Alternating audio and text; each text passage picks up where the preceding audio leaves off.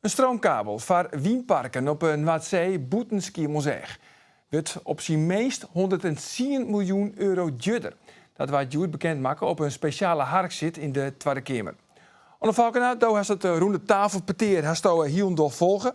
Waarom is die eerstelijke variant, want daar hebben we het over, die eerstelijke variant, waarom is die eens volle duurder? De zee, boven de Eemshaven, boven Greensland, want daar hebben we het dan over, die is volle dieper als die ondiepe en droegvallende Waadzee. Het gaat dan om dieptes van 621 meter. Nou, je kan wel bedenken dat het lezen van een kabel op 21 meter diepte is volle dreger als bij een ondiepe zee.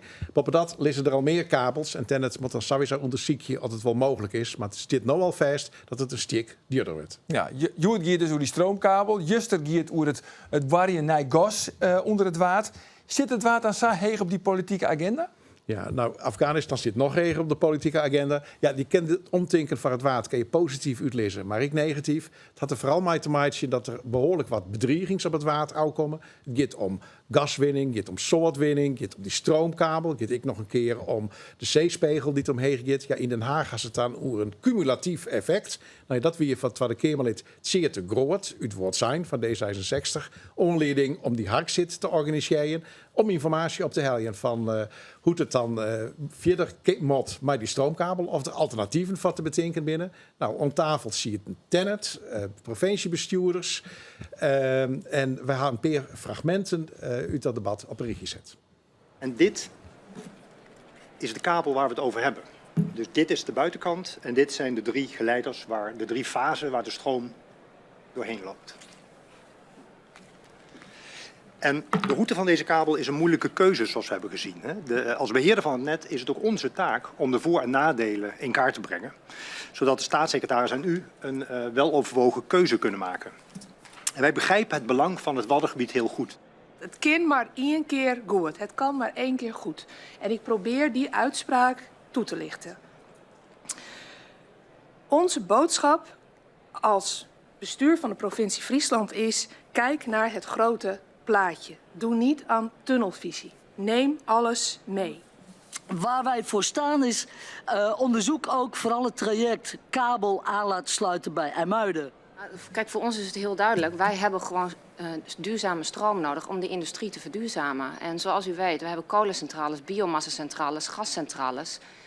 Daar moet je ook een alternatief voor hebben. Wil je klimaatverandering tegengaan? En dan helpt aanlanden op een andere locatie, helpt in ieder geval de Eemshaven en de toekomst voor Groningen gewoon niet. Ja, die meningen die rennen dus behoorlijk uitenwaar. Lietse Kobi wil een kabel naar IJmuiden. De provincie Greensland die pleit voor Eemshaven. Ja, hoe kun je er überhaupt uitkomen?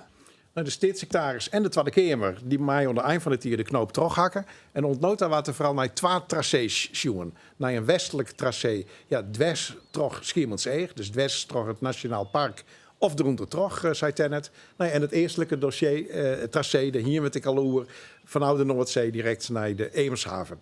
Nou, voor skate Kamerleden, onder andere van D66, de Partij van de Arbeid, de lieten terugskiemeren dat ze wel wat oerha van een stroomkabel, boeten het eiland Schiermonnikoog om en ik boeten de meest kwetsbare gebieden bij de Waadzee om. En ja, die discussie over de stroomkabel, die is ik net los te zien van de discussie over de gaswinning van Juster. Juster ben minister Blok geen enkele romte om voor een oorstandpunt over de gaswinning onder het waard van nou ten aard. Nou, die romte die liet er hier bij de stroomkabel wol te wijzen. Dus dat is dan een stukje winst. Echt duidelijkheid is er nog net, maar er valt te praten en er zal nog studeren worden op mogelijke alternatieve tracés. Dankjewel, Onno Valkena.